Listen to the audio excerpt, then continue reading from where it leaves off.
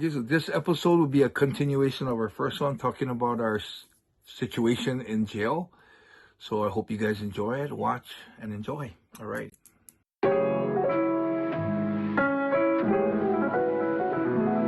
1978とある田舎町で生まれて移り住んだ新宿で育ちこの町で起きたこれまでの俺たちのここまでの生い立ちはほんのまた注目地試されたいちいち正してきた過ち騙し合いやからしないはスニッチの始まり放課後の登山所児童館にホームアローンそんな時間はほったらかして向かったとある場所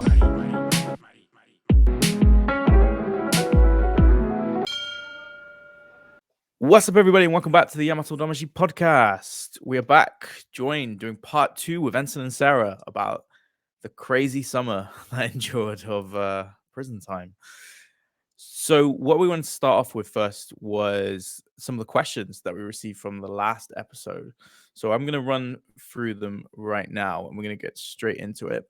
So the first question we got was from Charlene Mitchell 665, and she asks, will this have a long-term effect on your ability to live in Japan, and can you leave and re-enter Japan? Good question. First of all, thank you everybody for tuning in to the last episode and for giving such good and comprehensive feedback with a lot of questions. It helps us guide these next, few sessions, which is great.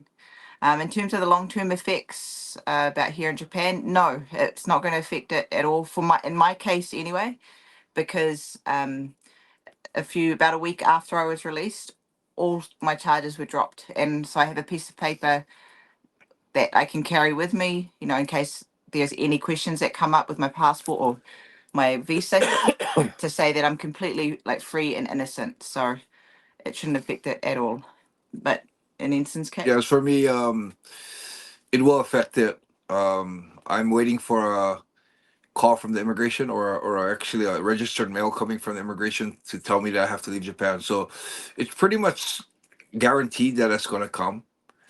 And from there, it's going to be a little, I call it a battle with immigration to fight deportation. So the last time I was arrested 16 years ago, I had to fight that. And it took an 8-month session where I was interviewed by 4 or 5 different immigration officers, and they all get together and make a decision. So hopefully, this situation will also go into our favor. So we're hoping that we're going to stay. We're hoping the immigration people will understand, the situation that was about health, and hoping that they will see the things that I did for Japan, and hopefully let me stay. Hopefully they watch this podcast and realize that you're not some drug kingpin, which some of the media tried to paint you out in the original days. Yeah. Charlene had another question. Sarah, did you ever just want to come home to New Zealand to your family? To be honest, no, not that thought didn't cross my mind while I was in there. Obviously, I was thinking about my family in New Zealand, and but it never crossed my mind to want to go home. It was actually, I was worried about being deported because some of the information that I had from the embassy with issues like this is that they could actually just take you straight to the airport in the holding cells and deport you right away once they release you. So that's what I was worried about. I was worried that I was never going to be able to see my dogs again. So that was the real stress that was going through my mind, more than wanting to just go home. Yeah, that didn't really cross my mind. And the other question you asked was your family able to connect with you, or did they find out after you were released? So that's a kind of funny story, that one. So knowing how the Japanese justice system is, I knew that I wasn't going to be able to have contact or anything for at least 20 days because of the way they arrest and the procedures they do here. And I didn't know how bad the situation was. I didn't want to alarm my family. And we all already had lawyers, plural, working on our case. So I felt like it was being handled here, and I didn't know enough information either to give my family. So I purposely didn't contact them. But one of our friends here in Japan saw the news and thought, you know, they were worried for me because they knew that you can't contact when you're in jail. So she contacted my mum on Facebook. And my mum was kind of like, my mum thought it was a joke at first. She thought someone was like spamming her or like, you know, it was a prank. And then so my mum contacted my sister and, you know, they found out what was happening. So my sister actually then got in touch with the embassy in New Zealand. I mean, sorry, the New Zealand embassy in Tokyo here. And my sister sent a message on behalf of my family through the embassy to me. And that was the only contact. But the message was pretty much that she knew that I wasn't contacting her for a reason, and she knows we know each other so well, so she knew that I knew what I was doing at the time, so she'll just wait to hear from me when she does, and you know, just know that they're all there to support us no matter what. Well, it sounded like you had a choice to contact them. You couldn't contact them. Yeah, I could go through the embassy. Oh. I could go through the embassy and contact my family, but I chose not to. I guess Yeah. keep them less worried, right? You know, sometimes when you get the messages, it's more worrying than actually especially when hearing. you don't have all the information on what's actually happening. Yeah, Mm. because even They'll have questions. yeah, for you. because even we're going to talk about it later, but when Enson was still being held, I was just bombarded with questions by people I didn't have answers to. So that was really, it's kind of a similar like situation when we were both being held. Is that that I didn't have any information to give my family, so there's no sense kind of even go there. Mm-hmm. Yeah, makes sense. Another question. I'm gonna get this name totally wrong, so you might have to help me out, Sarah. But Parao James 3530. Paro James. Hello. Okay. Sorry. It's British probably accent. James Paro. Paro's probably his last name. Kia ora, James. It's okay. another James. Hey, yeah, it's a good name.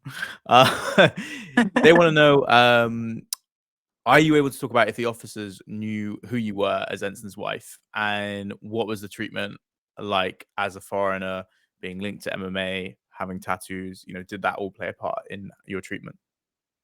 So I had two people recognize me in jail. The first was actually my first cellmate who recognized me from a TV appearance that I had in Japan a few years ago. She was signaling to me like, I've seen you on TV, right? And she's kind of like fighter, and I was kind of, oh yeah, kind of thing, like kind of, you know. So that was one, but one of the officers did recognize me, and she actually follows me on Instagram. I don't know her name. I don't know the officer's name. But she was kind of just freaking out at how we do the cold plunges, and when we'd go like brush teeth or brush hair in the morning, she'd ask me about training and stuff, and she'd kind of stare at me as I was putting my futon, the mattresses back. I had to go on the top shelf because the other shelves were taken, and apparently that was like quite a feat.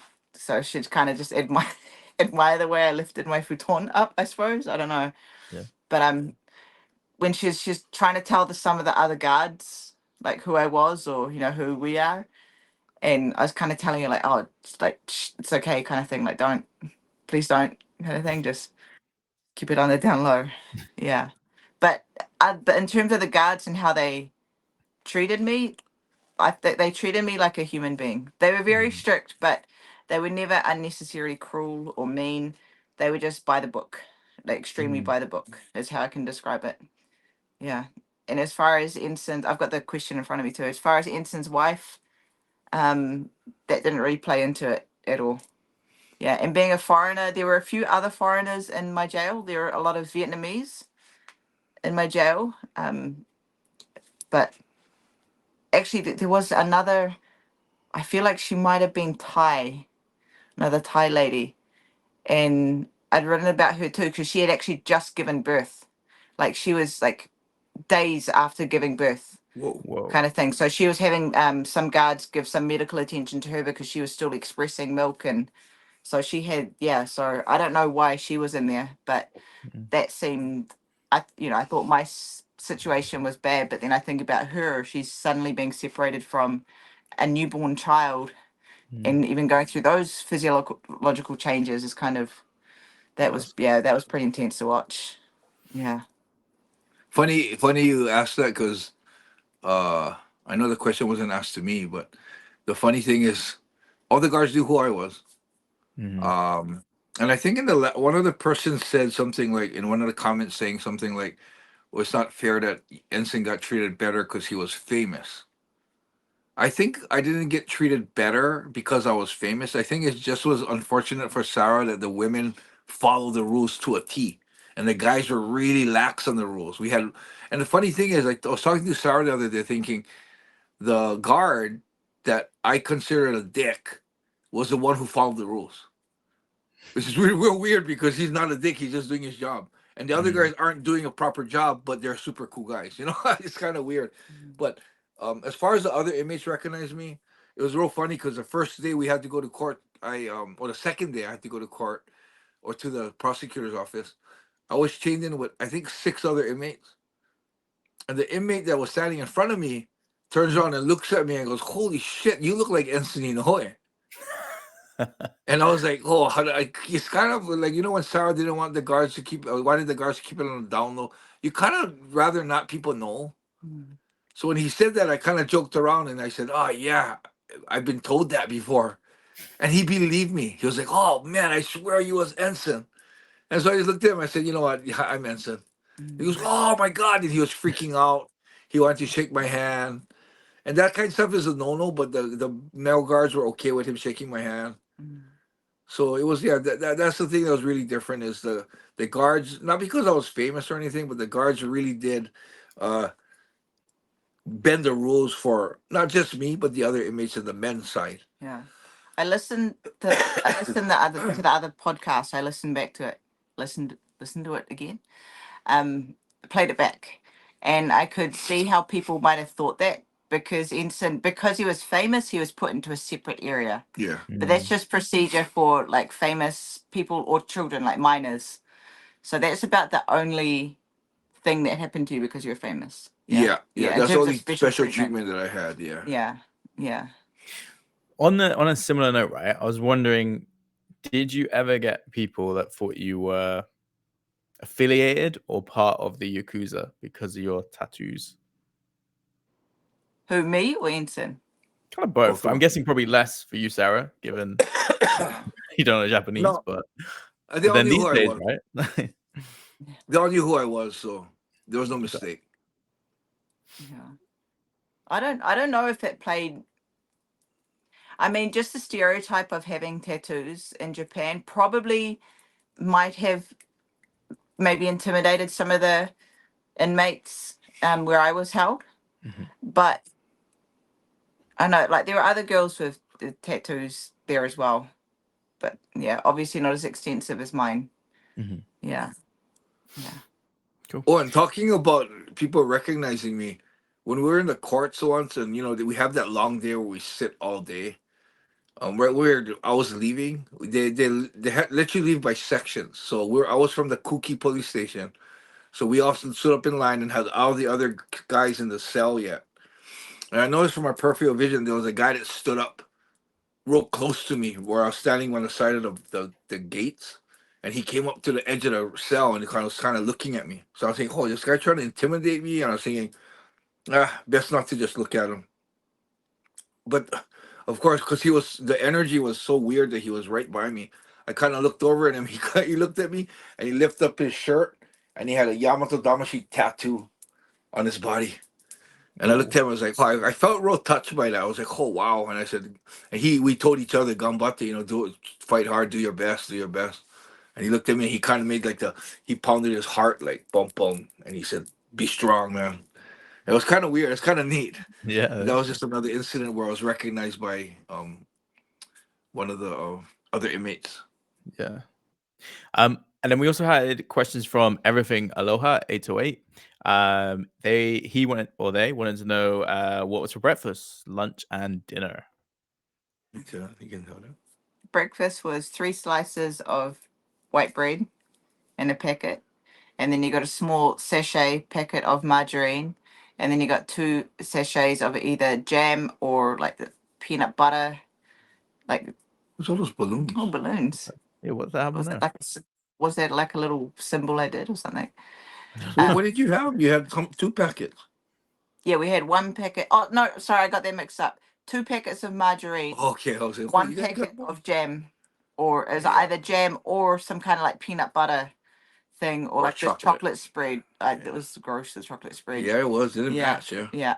And either an option, or not an option, sorry, either a little 200 ml carton of milk or 200 ml carton of juice. Yeah, you need to have a choice. Yeah, you never have a choice. And most of the time it was milk. The milk, and sometimes the milk was warm. Oh, it's always warm for us. Oh. Yeah, but I mean, food is food when, you know. Yeah, you don't. Yeah. So I just reminded myself that some people don't get to eat sometimes, so you just be grateful for the fact, you know, you get to eat. So And that was lunch- breakfast. Yeah, and lunch and dinner was a little about plates these size with rice and some side dishes. And I'd say 90% of the time the side dishes were fried. Yeah. Fried food, fried chicken, fried like potato. It was all fried stuff. It was real unhealthy. Yeah. Mm. Some of the concoctions were really interesting. One time there was a pasta, it was like spaghetti pasta dish, and it had Vienna sausage cut up in it. And then Yeah. it had like a sardine on top. Like just a sardine thrown in with meat. It's like, oh, okay, Okay. it's like whatever leftovers they had, they just mix it up and put it in the dish. Yeah, I noticed sometimes we had the same vegetable dish like for the next 5-6 days because probably I was thinking they probably overcooked and had a lot. Yeah. It was real. The food was real bad. Yeah. Sounds. But at the doesn't same sound time, good. it's jail, so we're not expecting like a, 5-course meal. Yeah. And then they also wanted to know whether you got into any fights. No, thank goodness. I did play around like when the guards were searching me and they pat you down. I would grab their hand and make like I was spar with them like that and just play around. They knew I was playing around though, so kind of joked around like that. I mean, it's so monotonous, man. The way how much times they check you and the system is always the same. You almost want to just play around and do stuff just to break the monotony. I got a little irritable at one of my cellmates one time because she had a nervous habit of clicking her knuckles, and like whatever it's thing, but it was continuous. Like unless she was asleep, there was this like constant click between 5 and 15 seconds. I was trying to find ways to kind of block it out and like find patterns, just try any way to just like bear with it. But one day it was just I was on my cycle. I was so in so much pain, and I had to go to the prosecutor's office as well that day. And I just had kind of like snapped at her, and I told her like, "Can you just like shut up," kind of thing, like silently because we couldn't talk. And she was just kind of like tensed up and kind of sat there, and I was like, oh. Like in my mind, I was kind of like, fuck, like I was a little bit annoyed at myself because I don't know what she's going through, and that's kind of dick of me to be irritable at someone who's going through a hard time as well. Yeah. And she stopped for like 2 hours and then went back to it. So I'd be interested to know what everyone thinks is like the most shocking thing about Japanese jail. I think for me, it's probably the fact that Sarah, you were with other people and you could not talk to them. To me, that surprises me the most, that you're literally in a cell with other people for days, weeks, and you cannot talk to them. I think it's the process of torture.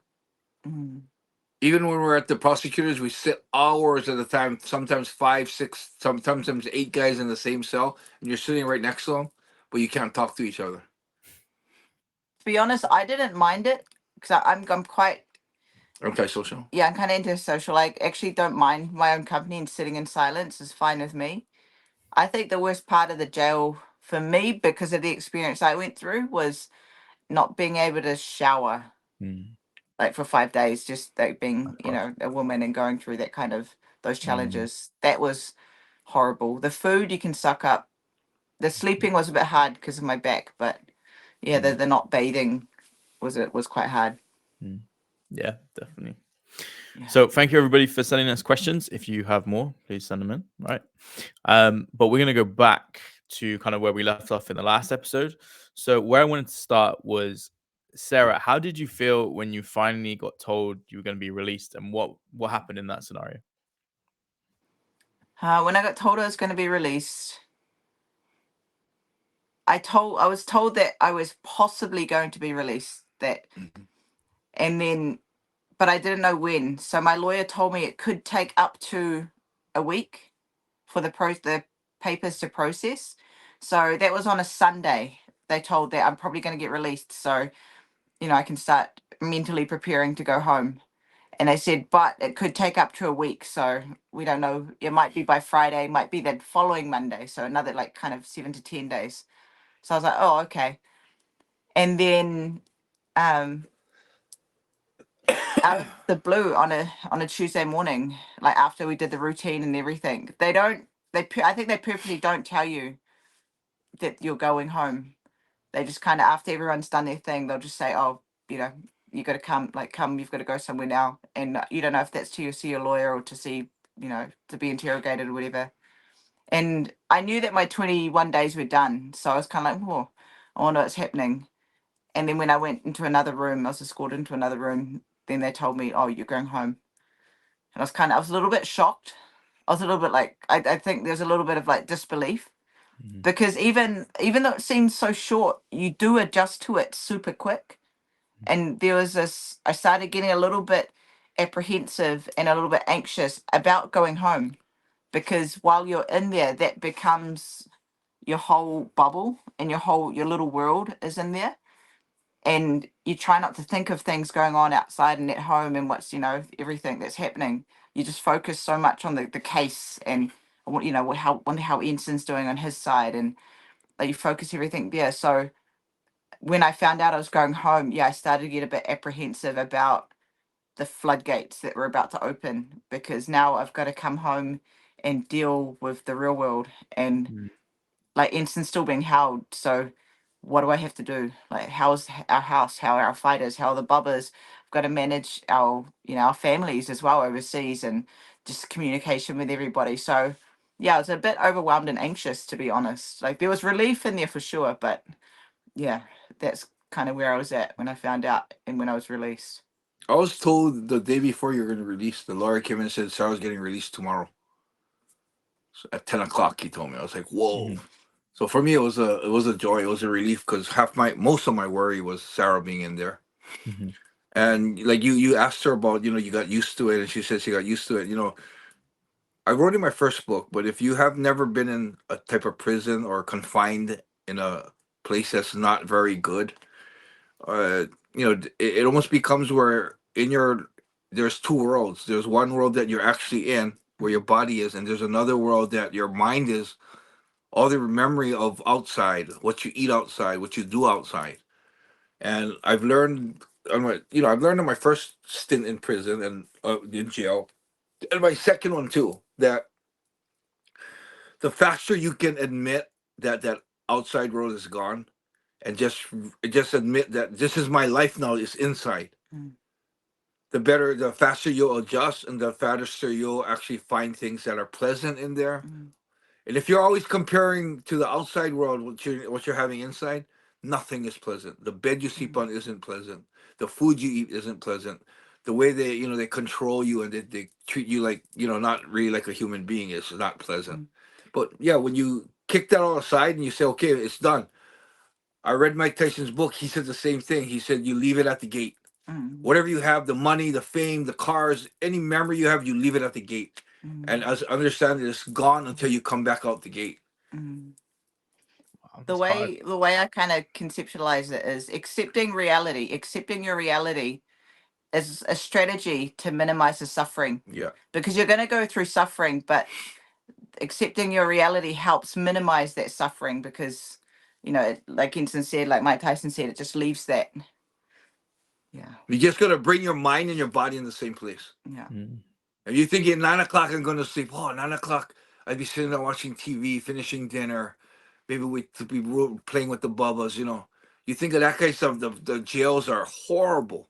Yeah. But if you're sitting there at 9 o'clock and then you forget about what you did on the outside, and you think, oh, all day I was laying on this hard floor, but now I got a futon to lie on. I snuck in my flashcards. I can study my secret. And it's like, it's pleasant. I actually look forward to laying down the futon at 7:30. It was really nice, actually. So on the flip side, that was a trick. Yeah, that was a trick that we felt really worked. Yeah, just making sure your mind and your body is in the same place. That's actually like, again, it might be cliche, it might be cheesy, but that's actually a transferable mindset to real life as well. Even if it's something as small as a cold plunge, like you're in the cold plunge for 3 minutes. It's not a long time, but for someone that's in the cold plunge, might be like feel like forever. But if you just accept that you're in there for this whatever amount of time, you accept that it's going to be uncomfortable and painful. James, you've done cold plunges. I know you can understand Yeah. what we're talking about here. Not But many, once but you accept that, it kind of lessens that suffering because you understand what's going on. It helps you be more realistic in your expectations of your reality, and then you can work through it. Mm. So on the flip side of things, then, right? You talked about adjusting into jail life. You come out, Sarah. How's that adjustment back to reality?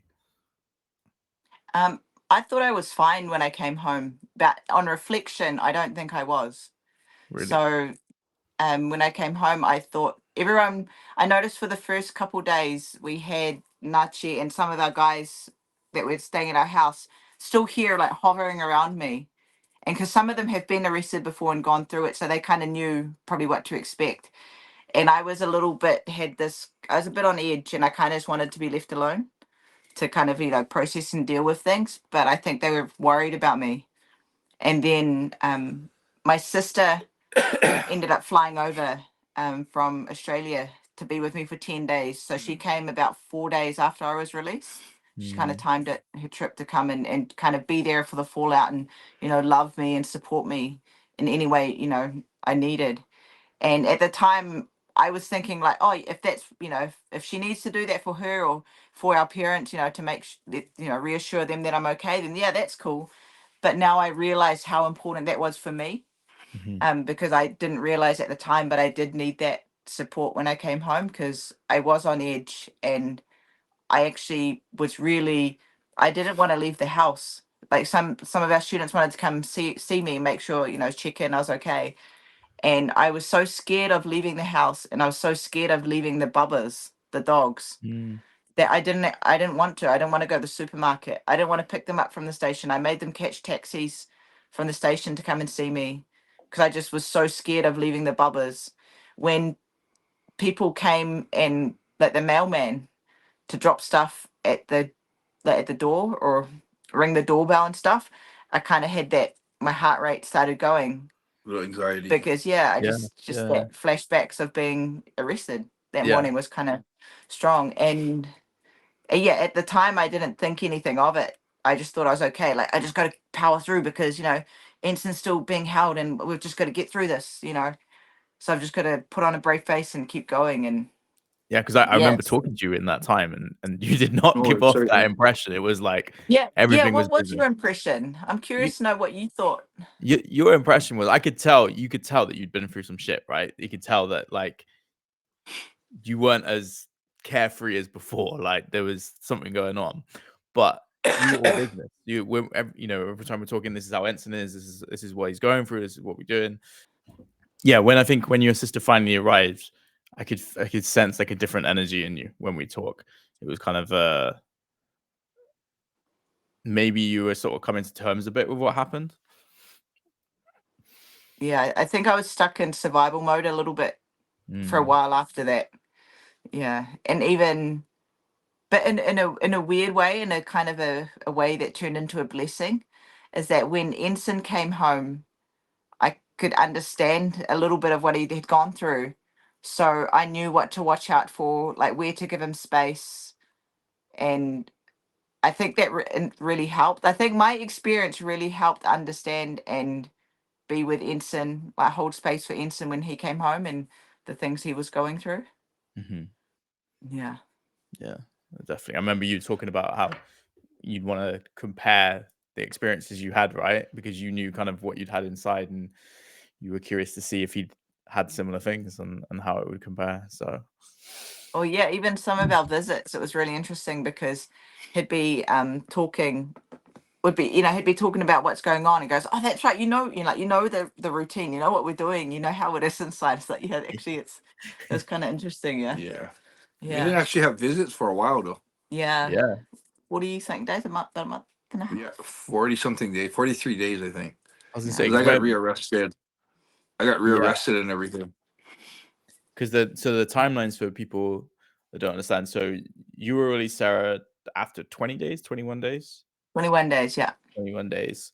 And then the first time you can see Enson was 40 days. That's all right. 43 days, I think it 43 was. days, yeah. 43 It was days. funny because when Sarah got released, I was like, that was my whole mission and the whole beginning of my case. Getting Sarah out, getting Sarah out, getting Sarah out. And I remember the joy I felt when my lawyer told me Sarah's going out tomorrow. And it's to a point where I get so much anxiety in there that she said she's going out. And I'm thinking, okay, did she get out? They said 10 o'clock. And I'm watching the clock. And at 10 o'clock, I'm like actually making fists in my ear, like, yeah, Sarah's out. But I'm thinking, is she really out? Is she okay? So I remember I was writing letters to her. And I remember writing in that letter, I wish that you would just come in. They could do this, we call it sashiere, where they could put in stuff for us, like books or money or whatever. And just, I was thinking if she could just put something into me to let me know that she's on the outside. It would relieve a lot off my shoulders, you know. And then when I heard that her sister was coming, that also made me real relieved that I knew that she was going to be affected by the time in jail, because it's torturous. And for her, it's the first time, and you know, never experiencing anything like that. I knew she was going to be affected by it, and I thought, oh, her sister is probably the closest person in the world to her. And if she needs any help or any laughter together, she's the best one to be with. And when I heard that she was coming, I felt really relieved. And it was funny because that first beginning was all about getting Sarah out. And then after that, when she was out, all of a sudden I was like, oh, now we got to shift to me now. We got to work on me now. I got to get out now. You know, it was kind of neat. And yeah, the first 40 days, because I guess because there was a drug arrest and because I wasn't the only one involved. I wasn't granted any visitations by anyone. And for that matter, I couldn't write any letters to anyone. So there was no contact from the outside with the outside world except with my lawyer. Yeah. And we did finally get to see each other after my second when I could apply for bail because I was actually indicted. So now I said, okay, now I can apply for bail. And it was funny because I haven't seen Sarah for my whole Hawaii trip, which is about a month and a half. And then the whole time in jail, I didn't get to physically see her.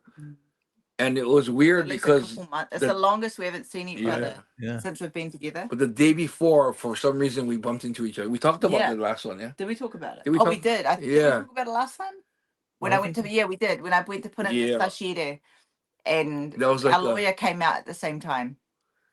Oh, yes. And Yeah, then you did. Yeah, we did talk about that. And then finally we could see each other. And it's funny because in life, you know, you always take things for granted. And then, you know, when we could finally get visitations, well, for one, when Sarah finally got out, I thought, okay, everything's done. I'm good now. Sarah's out. And then all of a sudden, I forget how worried I was about Sarah. She's out now, but now I'm not thinking that I'm in a better situation anymore because now I'm still inside. And then we get visitations. I was so happy with visitation because it's like I can finally see Sarah again. And then all of a sudden, that greediness of the human nature is we only get 15 minutes a day on the weekdays. And it's like, why only 15 minutes? And it's only in Japanese. And it's only in Japanese. And you can't see each other on the weekends or national holidays. But then you think about it, it's like, okay, Enson, wait. Just last week, you couldn't see nobody. But now you can see her. Even if it's for 15 minutes, it's not zero. And it's funny how, you know, the human nature just makes you want to have more and more, you know. Yeah. And I would always have to remind myself and say, Enson, remember when you and Sarah were inside and you're worried about what's happening to her? The weight is lifted off of me. And I think, yeah, that's right. Sarah's free. Why? I'm not in a bad situation. I'm in a good situation. It was real weird. I had to keep reminding myself about that. Enson, remember what it was before. And remember how much worse it could be. And it's not that worse. Not that bad, you know, so. Talk about how big of a thing that was for you, right? Because I remember talking to you when you were on the airplane, and I could sense that you were prepared to just deal with the consequences of whatever happened. But your biggest concern was what was going to happen to Sera being arrested. So I could tell that vibe from you at the start. And then I remember messaging Chad, and I was saying to Chad, like, when Chad had told me that Sera had finally got out, I was like, please tell me someone's been able to tell Enson that, because I know that would like boost your morale, and that was a massive Yeah. So just what were your feelings so like when it finally happened? the funny thing about that is in my first book I wrote, my whole first book was about me being a samurai walking the world and not having any weaknesses. And I always said in that first book was women were my weakness. I mean, to love someone is a weakness because, like I said, you know, when I was going to get, I knew I was going to get arrested. I knew I could deal with anything they threw at me, but I knew I couldn't deal with it if I knew Sarah was suffering. So back in the day, you know, I felt that that was a weakness because that's the way they could affect me. Other than that, they couldn't affect me. They couldn't break my heart, but they could break my heart by me knowing that Sarah was suffering. But when I really thought about it, it's not a weakness. Having Sarah, someone that I really love, is actually a strength. And although it does look like weakness when we're going through something bad, and I'm worried about her, the strength of, you know, knowing that she's waiting for me when I get out, pulled me through a lot. Knowing that, you know, she's okay now, you know, knowing that I have the love of Sarah, and no matter what happens in the situation, in the end we'll be together. You know, well, whether it be a year, 2 years, 3 years, I knew in the end we're going to be together. So, you know, as much as I did suffer a lot more because I was worried about Sarah, it gave me a lot of strength knowing that she's on the other side waiting for me. Mm. How do you think how do you think your time in jail compares to your previous time in jail? Just on that basis, then It was a lot harder because of Sarah. it was. It's all her fault. No, it sounded like that just now, but no, because I was concerned about Sarah. It was, you know, it's funny That because suffering, yeah. yeah, You suffered more because he had me in mind and in heart as well. for Sarah, you think about it, she was suffering a lot because she was worried about the dogs. In you. If we didn't have the dogs, no, I mean, this is for example, yeah. If we didn't have the dogs, that would take a big part of her suffering out. Mm. But you know, the thing is, you know, the suffering is there. You're gonna get the suffering, but you know, as much as I suffered because I was worried about her, she gave me so much strength every day when I saw her for that 15 minutes. It lit my world up. I got excited every time after I saw her. I would get to my back of my cell, start writing letters to her, you know. So that was my strength too, the days that I could see her. So as much as, you know, I can say that, oh, I suffered a lot more because I was worried about Sarah, I pulled through a lot easier because I had Sarah. And you guys mentioned the visits, right? And how they could only be in Japanese. Just talk about some of the restrictions that are put in place when you finally get to see each other. So we finally get to see each other. So there's a window in the morning and afternoon. And it's from 9 to 12 or from 1 to 4 during the weekdays, unless it was a public holiday. The visits were 15 minutes and it was up to 3 people, but it's still only 1 visit a day. So 1 visit up to 3 people a day. So if we had anyone else, like our students or someone else that wanted to come and see Enson, that Enson was okay seeing, they'd have to come. Enson wanted me to come to every visit, so they would come with me to the visits. And there were 15 minutes in Japanese, and it was 15 minutes with a timer, so it was definitely 15 minutes. Sometimes we got some really nice guards that would kind of let us go for like 17 minutes or, you know, which is like 2 minutes, but it felt like we hit the jackpot sometimes. Nice. The situation with that was, it was like comparing to the last one, yeah. That time I had a girlfriend, but for some reason I didn't have that desire to have to see her every single time. I remember being like, Nachi, who's a guy who's under me and takes care of me when this kind of things happen, he made sure, he knows how much a visitation would really make your day better. So he would make sure I had a visitation every day. So I think at the time, the girl I was seeing, I saw her maybe like out of the 28 days I was in jail, I saw her like twice. And then it was mixed through everyone else. Yeah. But I don't know, for some reason, Sarah gave me so much strength. I remember telling Sarah the first day is, I don't mind seeing other people, but I want you to come every single day. And she did. And she came every single day. The guards freaked out about it. They're like, Why? oh my God, your wife came again. And then one of the guards would tell me like, oh, my wife would never do this for me. In fact, I would probably tell her not to come. I don't want to see her every day. This is kind of funny that, yeah, they were freaking out. I mean, and the way we would say goodbye to each other, the way we would say hello to each other, I could tell that all these guys were envious of the relationship we had. Different relationship. It was part of the visits too. Something that I kind of picked up on and realized was that how much control you don't have when you're inside.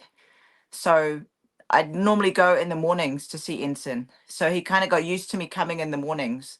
And then one day I couldn't get to the morning session, so I came in the afternoon. And when I got there, he was so stressed because he thought something might have happened to me, because it was kind of in that time where something could still happen to me. Yeah. Or especially on the car accident or Yeah. something happened. So he was really worried. So from that incident, I knew that I have to be more careful about time, because I'm in control of my time out here. He's not. So I have to, in order to give him some certainty, it'd be good to give him some consistency. So I tried to make sure that every day I tell him what time I was coming the next day, because our schedule changed out here all the time. But just so that he had that, you know, that kind of little bit of certainty and security in his mind. And I think You- that it mattered a lot too. Yeah, the hard part about it too was that I couldn't bring anything into the visitation. Yeah. Mhm. So if I had a list of things I wanted to talk to Sarah about, and I couldn't remember everything, so I would actually write things down on my hand, on my finger, on my wrist here, and I would actually go through the list of what I need to see, what I need to talk to her about. Yeah, that was hard, man. It was hard. Yeah. I was allowed like a pen and paper, so I could write. It wasn't, you had to put your phone in lock boxes. So they put in a security lock box and they let you take it in, but obviously it's locked up. So no cameras, no phones, no laptops or anything. So if I wanted to show him any photos, you could put that in with Sashire. Or I had it in my diary sometimes, some photos, and Showed kind of, me, yeah. yeah, showed him, like, turn the pages so you can kind of sneaky see some photos, like of the guys they're fighting or the bubbas. And Mhm. yeah, so sometimes he'd tell our lawyer what he wanted to talk to me about, and our lawyer would tell me, so I'd list the bullet points. Yeah, that was And easier when you could do Some, that. like, for the majority of our visits, it was like a race. Yeah. Because we had 15 minutes and it was in Japanese, and we still had like regular stuff to, like, our businesses, and you know how the guy's training, the things going on with the house, our bills, our house, like we had so many things to talk about. And so it was kind of just priority, like listed priorities. Yeah. And we didn't get through them all the time. It was very rare when we got to the end of 15 minutes where we got like, okay, nothing else, what's going on, kind of thing. That was really hard. And Yeah. even for the exercises, Egan, I think we talked about it before too, but Enson's brother I was in contact with, and he'd send me videos of exercises for Enson to do, like explosive movements. So I'd have to practice them to get them down so that I could show Enson properly, because I couldn't show him videos and stuff in the visits. So yeah, I'm pretty sure the guards thought we were a bit nuts, because in the visits I'd be there in my dress, but I'd be like kind of like jumping around, the like trying to do movements. these movements, and the guards are like, okay, like, these guys okay, kind of thing. You guys did well to be so creative with the restrictions. I remember as well, Sarah, you telling me that about a T-shirt with, I think it was Tamashii was on your T-shirt, right? Yeah, so at the time I didn't know that Enson could have photos or not, and I know that he'd be missing the bobbers and missing us, and other than the Japanese letters that we had to post, so I had to post the letters to him if I wanted to write to him. So rather than that, I decided we're allowed to put in clothes. So I just went on Canva and I made some t-shirts of the bobbers. So I made them like them all different themed t-shirts, and I'd put those in for Enson every now and then, and you know, in hopes to make him smile. That was real uplifting. That Yeah. really did make me smile. Yeah. And it made me laugh too. I look at the shirt she made and it made me laugh, man. Yeah, that's cool. Yeah. And So that was our talking about little some, ways around things. if you don't mind, who are some of the people that you brought with you? And so Nachi, obviously, so that's Enson's kind of right hand man. And even when I came out, it was really quite emotional, because when he came and picked me up from the police station, and when I got in the car, Nachi said he just breathed a big sigh of relief, and he said, I've kept my promise to Enson. Like, his promise was, I'll promise to get Sarah home. And seeing him kind of tear up, he's very stoic. So to see him kind of tear up was quite touching. Mhm. And I was just so grateful to him, because, yeah, he's going through his own personal challenges at the time too. So that was really touching. So he came to quite a few visits because he was helping me to sort out things on the outside as well, and kind of keep things running while Enson was inside. Our students, so we had Koichi and we took Mika. Who else? Some of our Ichizoku members Mhm. came to visit, but for the most part, we felt that the 15 minutes was so short. Yeah. And we had so many things to talk about that after a while, Enson decided, actually not after a while, like after the first week, he decided he didn't want to see anybody that wasn't essential, like myself or Nachi, because we just had too much to talk about. So Yeah. we had to cancel some of the visitations from there. But people were so understanding. And yeah, You they know, got it. the funny thing is, you know, for when she's talking about Nachi, how when she got out, he got emotional that he kept the promise. I remember my visitation. The first ones I had with the lawyer was pretty much get Sarah out. Whatever you do, we got to get Sarah out, no matter what. And then when I saw Nachi, or when my message were Nachi were like that, I want you to you gotta take care of Sarah. You gotta tell us you gotta get Sarah out. So you know, and Nachi is someone who would give his life for me, and to disappoint me or not be able to do what I asked him, knowing how important it was to me, I think it put a big sigh of relief inside of him that he kept the promise, because he actually told me it was kind of cool to the positivity he had was, I'll get him out, I'll get him out, God, I'll get her out, I'll make sure, don't worry, I'll get her out. And I was like, how can you promise that? But inside of me, half of me was like, oh shit, he's so confident, that's so awesome, you know. So he really did help with that too. So yeah, that really helped. You know, that was one of my big things, and I think everyone knew that was one of my biggest worries. That got to get Sarah home, man. Yeah, because there is a massive thing, right, about foreigners and drugs and any sort of association with that side of things. Like, I was getting sent stories of people, foreigners that had gone into Japan that had maybe smuggled something in and were being kept there forever, or maybe had like mistreatment.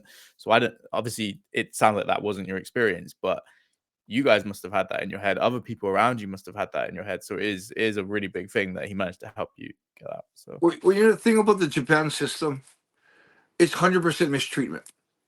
You're not even guilty of something, but you're getting handcuffed, shackled. You're walking with everyone on the guard. You're never ever.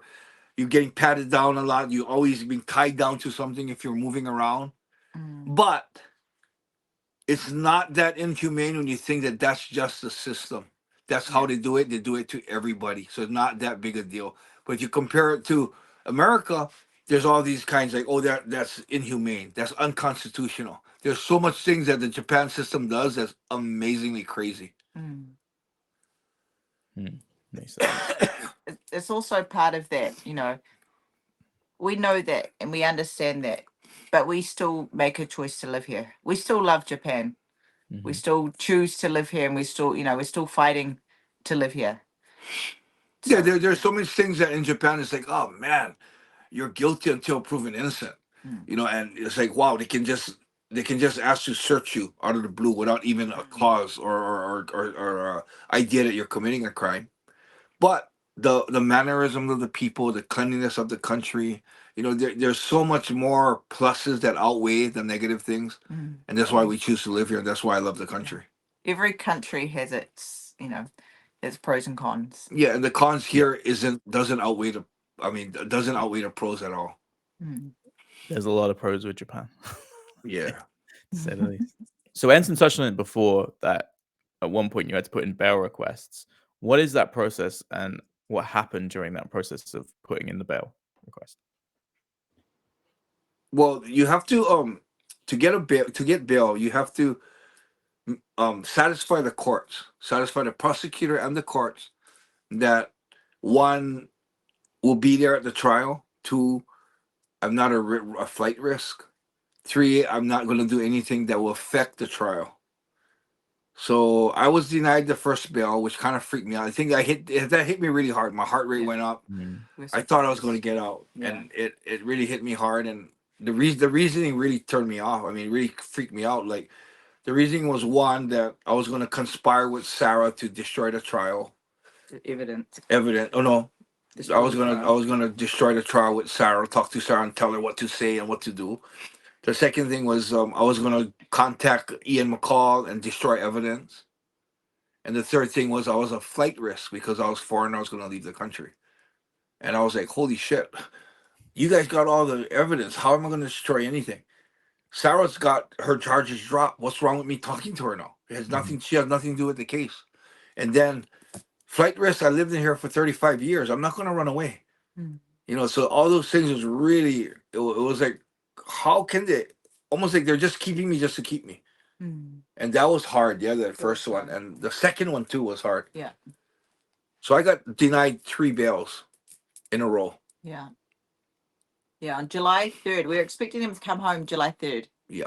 So even Mecca, one of the fighters, had even started getting like a welcome home cake, and he goes all out. So he's getting like a an edible photo printed and stuff, like welcome home Enson cake. And then when we found out the bail was going to get denied, I had to call him and tell him to hold off on the cake. And we're like, oh, it was weird because it was always like maybe next week, maybe next week, and that continued for like over a month.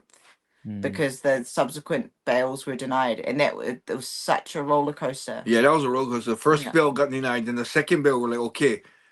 One of the big things is I didn't actually clearly admit to the crime. I was saying that I didn't understand. I didn't know it was illegal, but I did actually say I thought it was illegal. So that's enough of a admittance to that of guilt.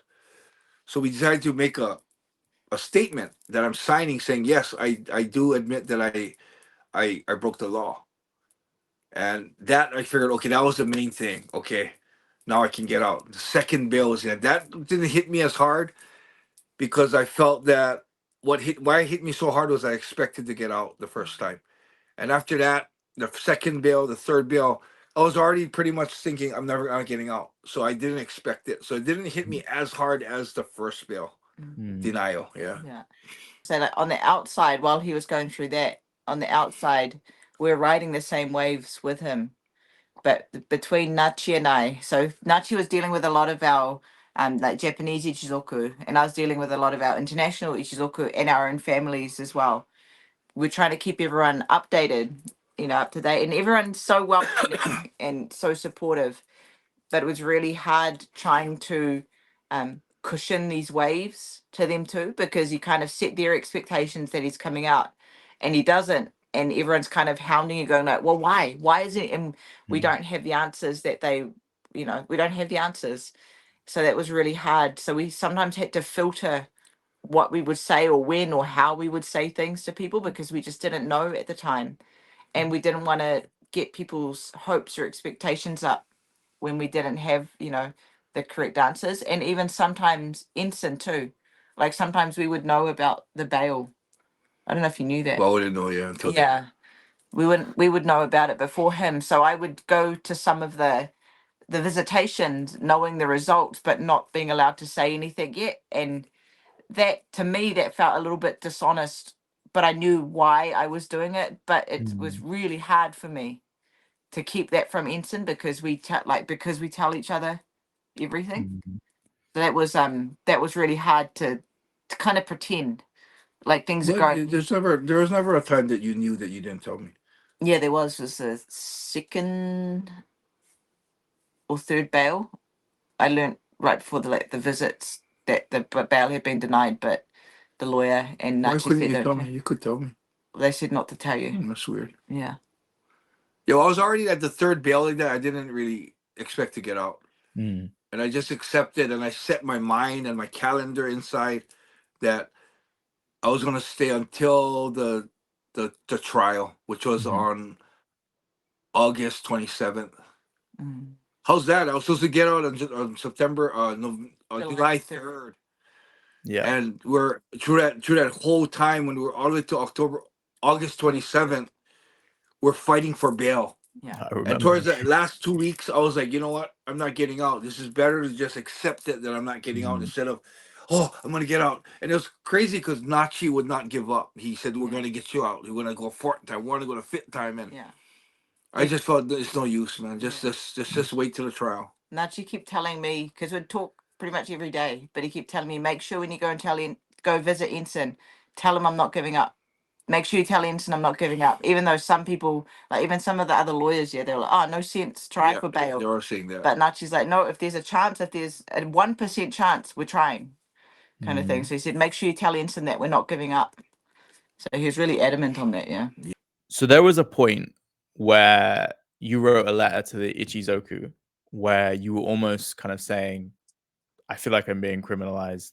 This is not what happened. And I could sense there was like a little bit of desperation in that letter, right? It was kind of like you're expressing how you feel to your family. At what point was that? Was that after the bail?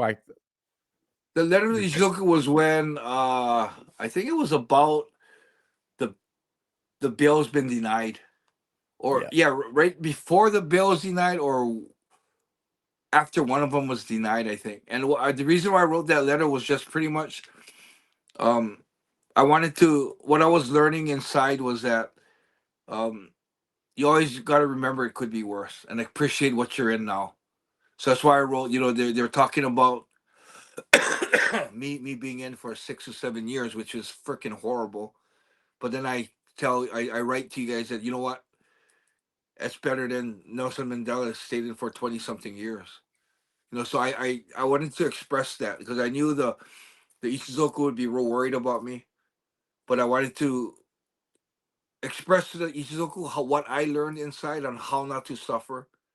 That just remember how much bad it could be and appreciate what you're in. You know, like 6 or 7 years sucks, but better than 25 years. You know.